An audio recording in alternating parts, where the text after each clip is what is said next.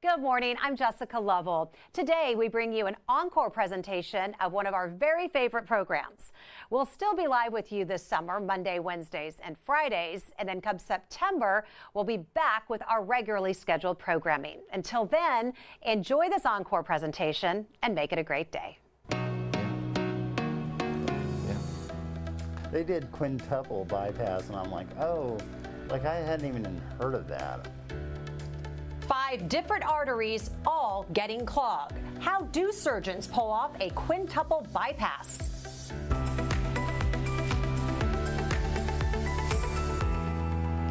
Good morning. I'm Jessica Lovell. Welcome to the Morning Medical Update. The man you are about to meet went from the nightclub stage to the operating table and then back to the nightclub stage. Alexis Del Cid explains the sudden chest pains the 54-year-old could not ignore. How long have you been drumming? Oh God, since I was 5 or 6, so forever. When Sam Platt performs, feeling his beats, dancing with his own heartbeat, can't remember a time he wasn't drumming. Drumming is a huge part of what makes Sam, Sam. Like, it's the most fun instrument to play. You just got to carry more stuff, you know. And before he got sick, this is where you could find him on stage, sometimes 6 nights a week, jamming out at the Green Lady in Kansas City. Even when he's not on stage, he's still drumming, whether it's rehearsing, teaching, or even conducting music therapy sessions. I got to go to a hospital in Springfield one time where they gave me hand drums and they were doing experiments, and they found that hand drumming, like the patient actually touching the drum and you helping them do that, had like a way higher success rate than someone coming in and just playing guitar and singing you a song. Sam never dreamed years later he would be the heart patient in the fight for his life. Sam Platt on drums. Although looking back, he realizes he wasn't running at a sustainable pace. So I was playing a lot, and I just go, and I think I was eating whatever I wanted, and I would stop and get fast food on the way to the gig, and I was taking a blood pressure pill, but I wasn't really checking my blood pressure very much. I knew I needed to walk more, I knew I needed to exercise more, and I wasn't doing it. On August 31st, it came to a head. Sam had just returned home from one of his typical jam-packed days, capped off with band practice at 10 p.m., and he had a terrible stomach ache. I just felt like I had the worst heartburn ever. At 4 a.m., he finally woke up his wife and had her take him to the hospital in Lawrence, where doctors didn't like what they saw. Next thing he knew, he was in an ambulance headed to the University of Kansas Health System. Thank you. And they did that, and we're like, okay, wait, we got to pull in the big guns. One of those big guns? Hi. Hey, what's there happening? He is. How's it going? Good, man. Thoracic surgeon Dr. Tyler Zorn. You look good. Yeah. Soon, Sam was scheduled for open heart bypass surgery, and not just any bypass. They did quintuple bypass, and I'm like, oh, like I hadn't even heard of that. I thought quadruple was like the most you could do. Quintuple bypass. The last thing Sam remembers as he drifted off was Dr. Zorn asking him a question about his arms. I think the last thing he said was like, is it okay if I take arteries and veins from wherever because I need to harvest? Sam remembers saying, do whatever you need to do, and it was lights out. Sam, we are so happy to have you with us today. Good morning. Good morning. Good to see you. Love that story and can't wait to talk to you more. We also have one of those big guns. Yes, Dr. Tyler Zorn is right here with us. How are you today? Good. Thanks for having me. Thanks for being with us. How long has it been since you two have seen each other? It's always fun to reunite. Probably about, we were just talking, probably about November since we saw each other in the clinic last. It's been a while. How's he look? I know the beard's probably a little longer, but how's he look? I don't know. The beard looks about the same to me. Actually, interesting you say that. Before we went off to surgery, he was like, can we keep the beard? It's priorities, Doc. Yes. It's priorities, Yeah. right? That's his look. He's a true rock star. Absolutely. So, Sam, take us back to those first symptoms because you said it felt like heartburn. Yeah. I had a full day and got home, and I felt like I had heartburn sort of high up in my stomach, and I took Tums and antacid, and nothing helped, and went to bed and thought, maybe I could go to sleep, and I couldn't sleep at all. So finally I got up, put my clothes on, and woke up my wife at 2 a.m. and said, we gotta go to the hospital. And she was like, why are you waking me up? And then she saw that I was dressed, and she thought, oh, this is serious. Yeah, she knew it was go time, and that was really smart to do that. I have to ask you, Dr. Zorn, though, is having that heartburn feeling pretty typical? I know I've felt that before and taken myself to the ER thinking, oh my gosh, something's going on in there. Can that present that way? It can, and it sometimes is a confusing picture, which is kind of what happened with Sam. It's we were kind of led down this rabbit trail of, is this an abdominal problem more so than is this a heart problem? But he knew something wasn't right, so that's what was so great that he came in. Sam, what did doctors in Lawrence say was wrong with you when you made it to the hospital? Well, I got there, and it took us a little while to figure out what was going on. They gave me 3 hits of nitro, and that didn't do anything. So we did an MRI and realized that I had a little cut in my celiac artery. So that's the point that they were like, okay, well, our heart surgeon has retired, so we're putting you on an ambulance, and you're going to KU-Med. So when they told you you had to come to the University of Kansas Health System for a higher level of care, what else were they telling you about what might be happening once you arrive? Well, we thought it might be something to do with the heart, but mostly all I knew at that point was the celiac artery. There was something going on with that, and but by the time I got there, I was so drugged up, I was just having a good time anyway. Okay, that's fair enough. I get you. So, Dr. Zorn, then you meet Sam. Did you know immediately what was wrong? What kind of testing did you have to do on him? Yeah. What was he diagnosed with? So Sam came to our medical ICU. He didn't come to me first. And like you said, he came with this diagnosis of a celiac artery dissection, which is a tear in one of the major blood vessels that goes to some of the stomach organs like the liver, pancreas, spleen, stomach.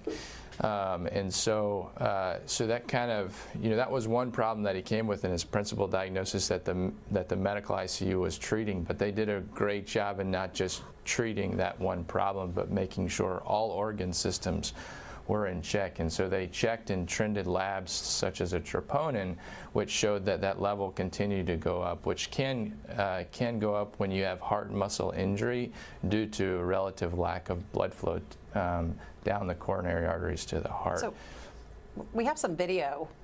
Yes. The cath lab, and this is Sam. I want to take a look at that, and then I want to have you tell us what we're seeing. Could you tell that all of the arteries were blocked? Well, sure. So after the troponin levels were rising at a rapid pace, that's when the cardiology team actually got involved. And so Dr. Spady is the individual who performed this left heart catheterization, which is where you go through one of the arteries in the wrist. You can go through the groin or the wrist, and you can inject dye into the major coronary blood vessels, the right and left circulation.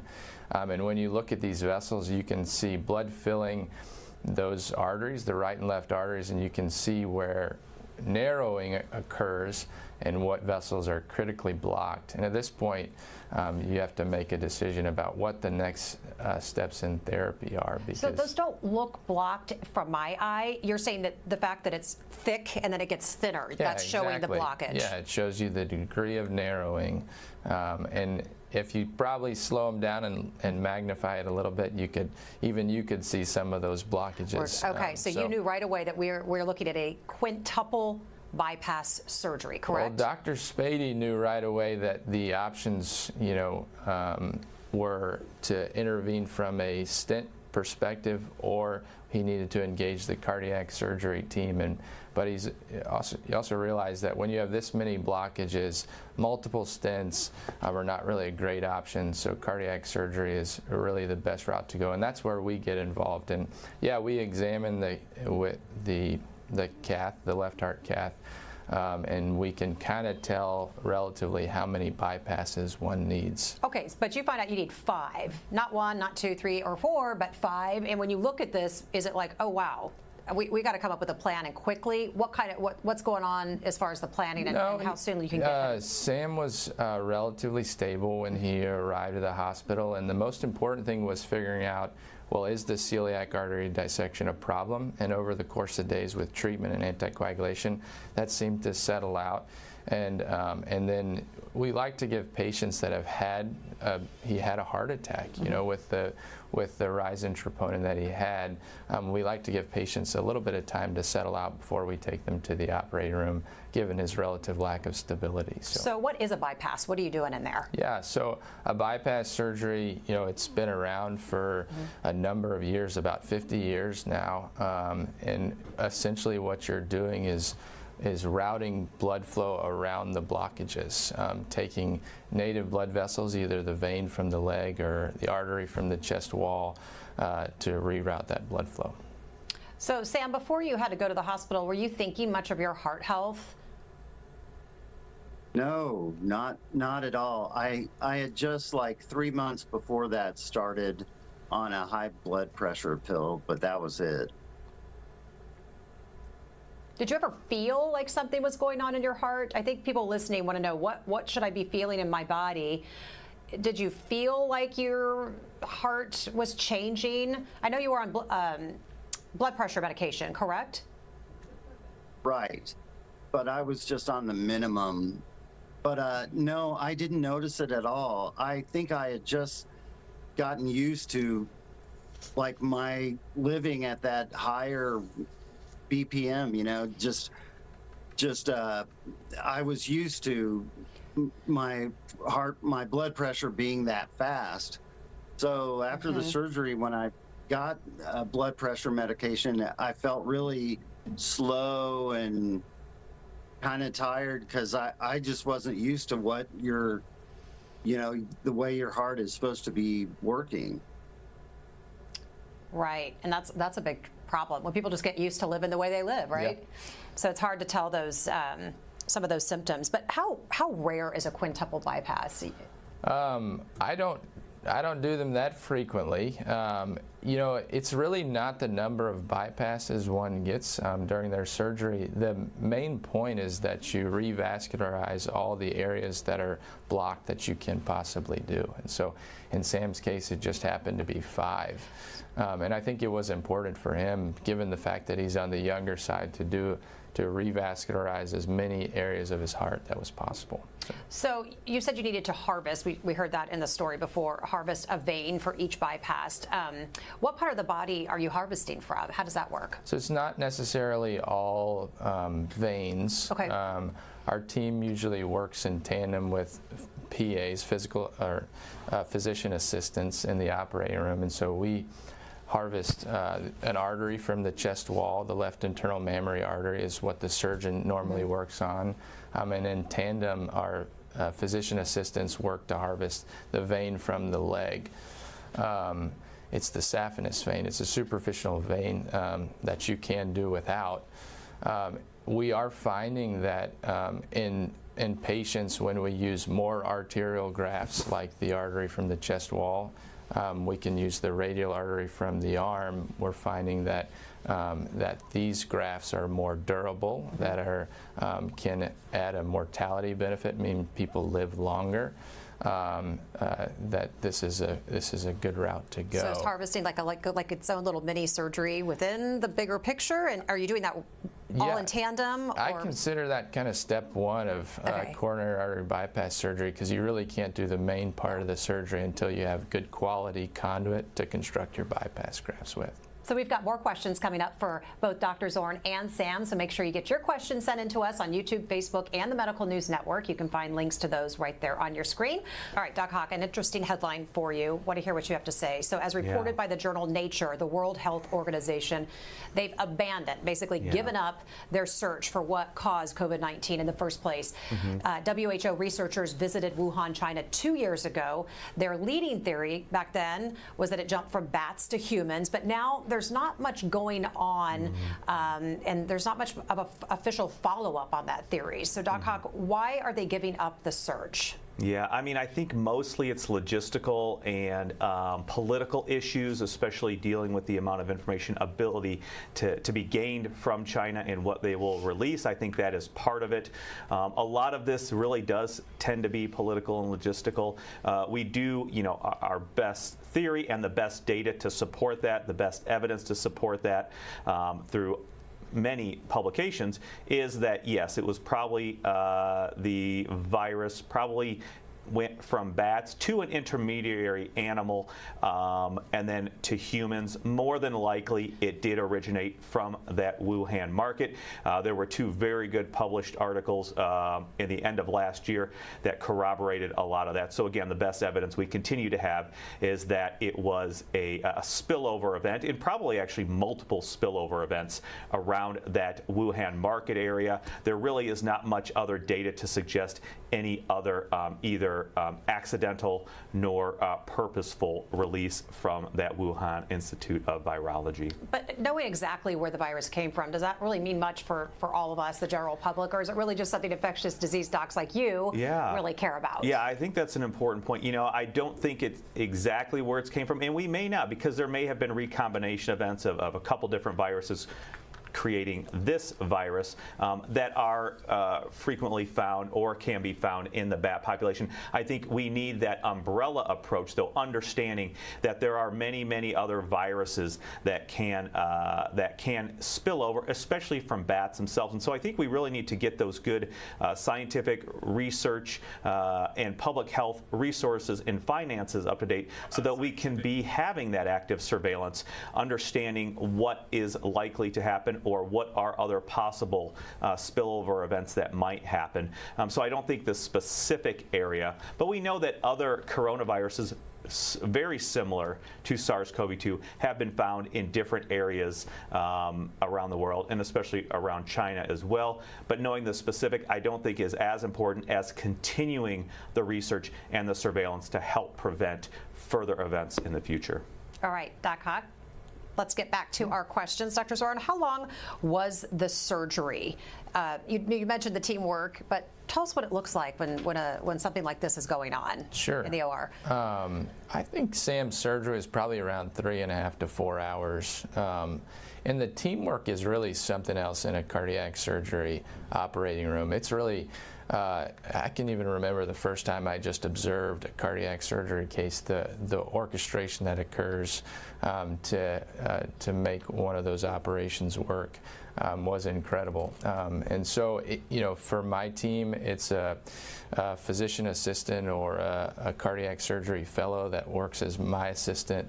There's a surgical tech that's responsible for getting all the instruments and suture that we need to perform the operation. There's a circulating nurse that is responsible for managing all the OR needs. There's an anesthesia team that's comprised of a specially trained cardiac anesthesiologist who also has their own CRNA with them, or a resident and an anesthesia tech. And the heart surgery itself is not really possible without the cardiopulmonary bypass machine, and that requires a perfusionist to run that. And so it really is it's a team effort.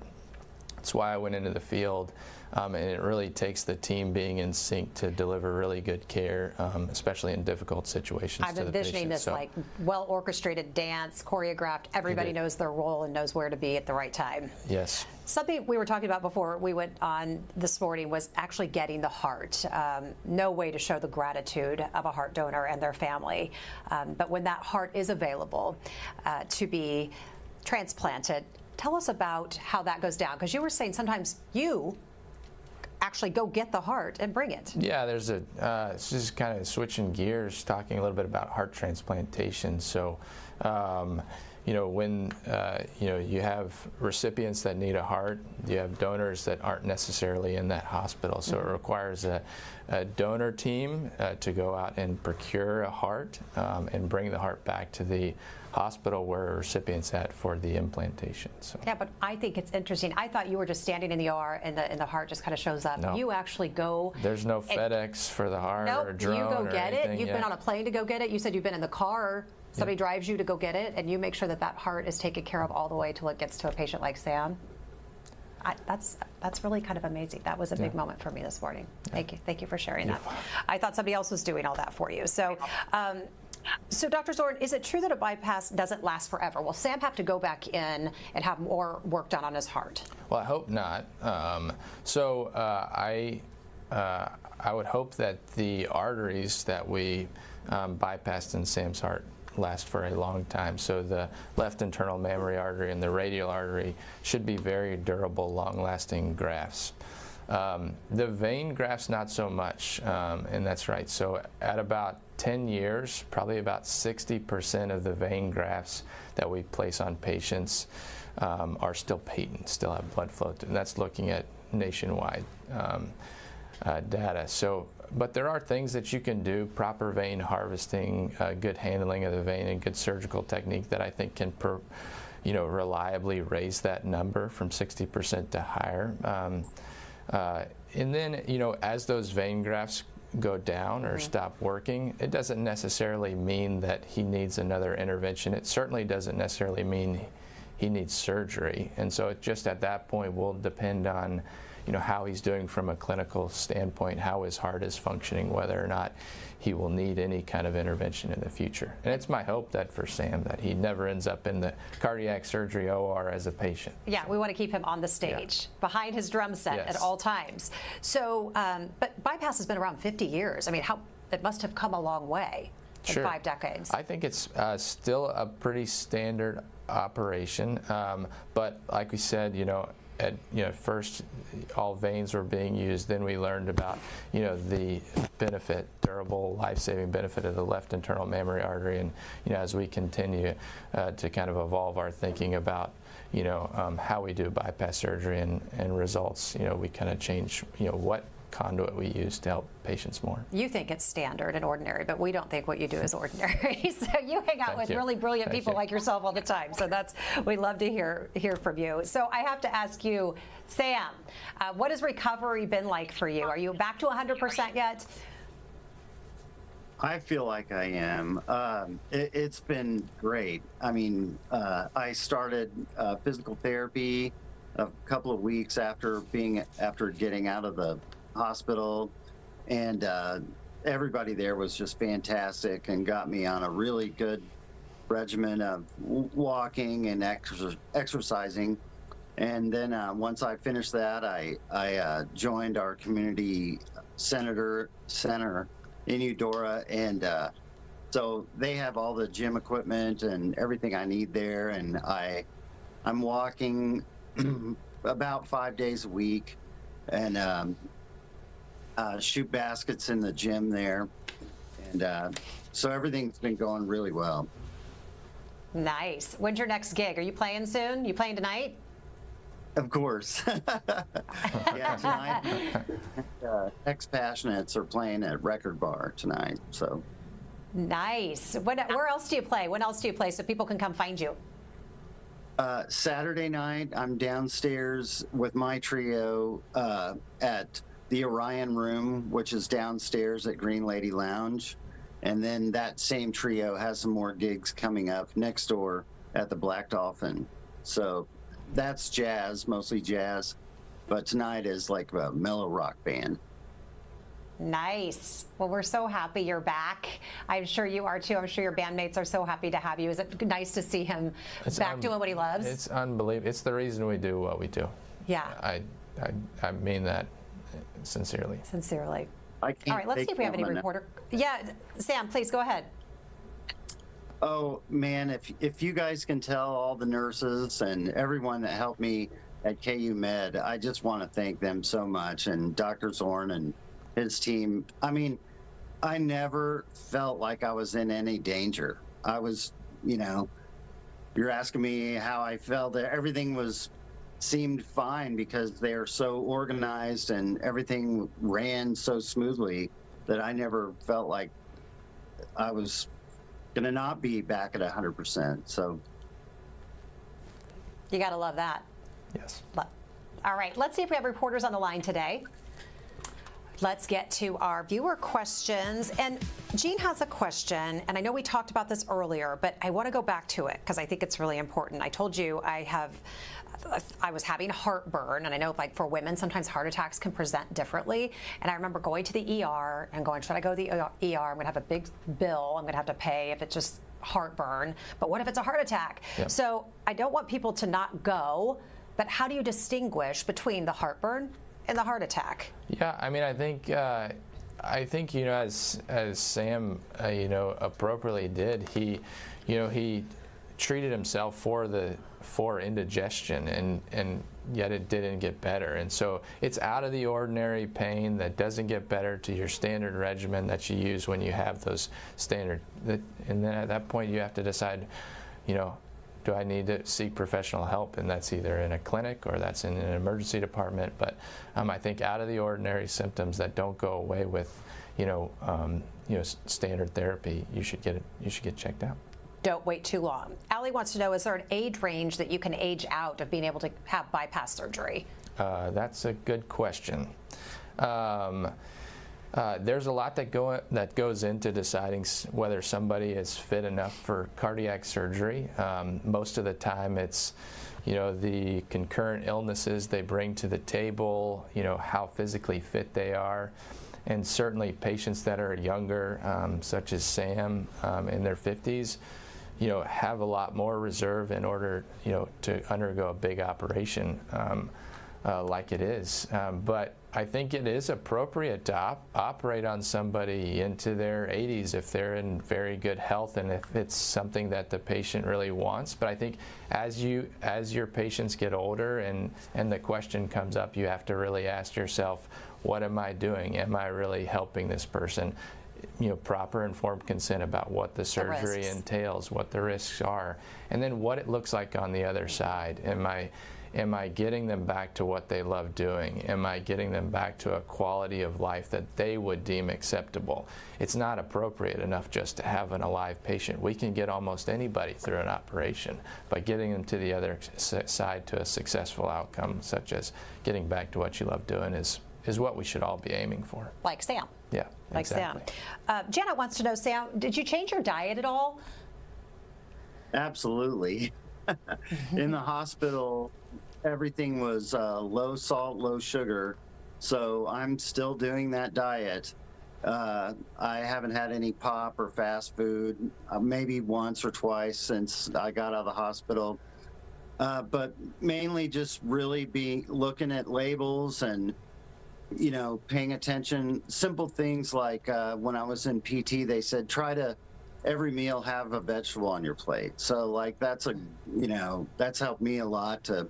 That's what I try to do every day, is have some kind of vegetable on my plate. And just really paying attention, just being aware of what you're eating and not eating fast food and junk food it doesn't really fill you up for very long, and it's really hard on your body. So I feel a lot better now that I'm drinking a lot of water, walking a lot, and making most of our meals at home. Yeah, well, shooting those hoops and eating those veggies, that's going to be really what puts you in control, right? There's so much you can control about your health, and those are the things you can't control, right, Dr. Zorn? So keeping you healthy. I want to get final thoughts from our guests. And Sam, I'm going to go ahead and start with you.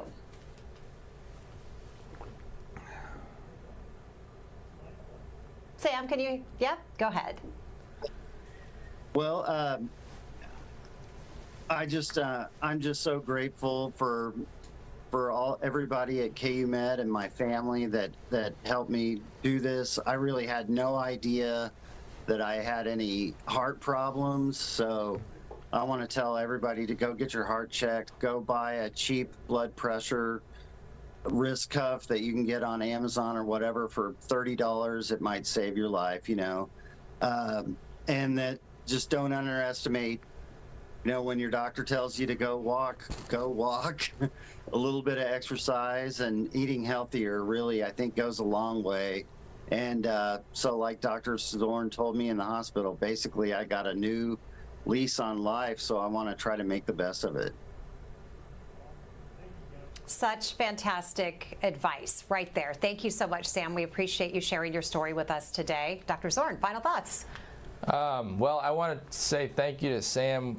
We don't always get the pleasure of seeing our patients, this far out from surgery and doing as well as they are, and it means the world to me to see that you're back doing what you love doing. We don't, sometimes our outcomes are tougher, and we've talked a lot about the team piece here, and I think the teamwork around teamwork in the hospital is something that really deserves a lot of credit in Sam's case every day, because it's really not possible without a good medical team that establishes a diagnosis, that gets the right team involved, like our interventional cardiologist. The OR staff is phenomenal here. The PAs and NPs that we work with, I think, are the best that I ever have worked with. The ICU that takes care of our post-op patients, the floor that takes care of our post-op patients are all great. Our physical therapists, occupational therapists deserve a lot of credit for their success. And then in the outpatient, they get great clinic care, and then cardiac rehab around the city. It really takes a tremendous team effort to get people like Sam successfully through this journey. It's not just one person, and it's been amazing to be a part of that here at KU. Well, we're glad that you're here with us at the health system. How does it feel to do the morning medical update for the first time? I don't know. I'll let y'all tell me afterwards. Well, we think you did great. And you know what happens when you do great? That means we ask you to come back again. Okay. So, too bad. Fair. We'll see you again. And Dr. Hawkinson, final thoughts. Yeah, I think, Sam's advice was the best. Listen to your doctors, listen to your medical teams. He talked about blood pressure monitoring, doing those types of things, doing also those preventive measures, being up to date on your vaccines, I think is all important on an everyday basis, and it does add up in the future as you do those things. And before we go, check out the impromptu parade here at the University of Kansas Cancer Center. World champion.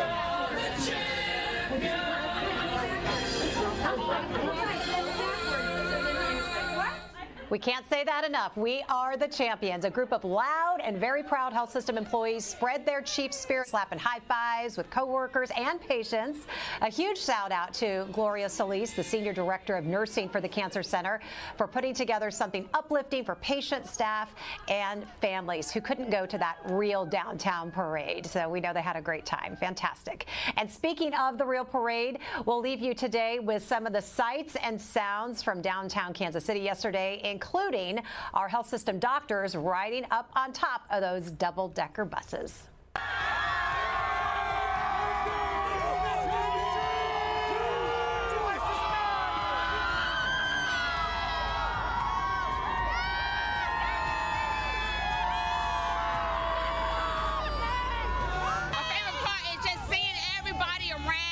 Chief Scare, everybody having a good time. Spending time with my family is the best part of this parade. Seeing the people. I love seeing my players. I love my Chiefs. Well, it don't bother me. Last year was colder, so this ain't nothing. I'm here every time they're going to win the Super Bowl, so I'll be here again next year too, 2024. All the way, Chiefs, baby. I thought it was one of the best games I've ever seen in Super Bowl, and I've been watching since 1986.